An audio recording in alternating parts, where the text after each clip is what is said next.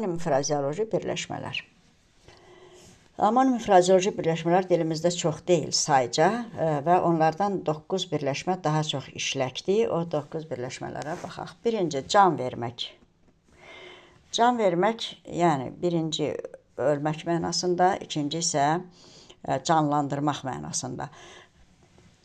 Təbiətə can verir, yağış misal üçün və xəstə can verir. İkinci, cana gəlmək, bezmək mənasında, cana gəlmişəm nədənsə. Və ikinci, canlandırmaq, yenə də təbiət cana gəldi bu mənada. Üçüncü, söz vermək, nə isə boynuna götürmək bir şeyi, bir də çıxışa söz vermək iclasda.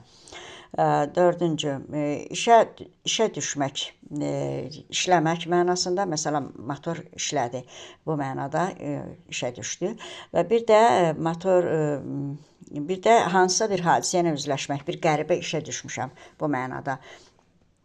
Beşinci,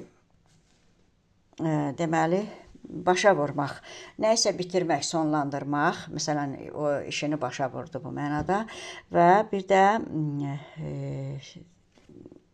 qaxınc etmək, yəni elədiyi yaxşılığı başa vurur bu mənada. Deməli, altıncı, ürəyi yanmaq, susamaq mənasında və bir də kiməsə yazığı gəlmək mənasında. Yeddinci, deməli, yeddinci nədir? Ürəyi getmək.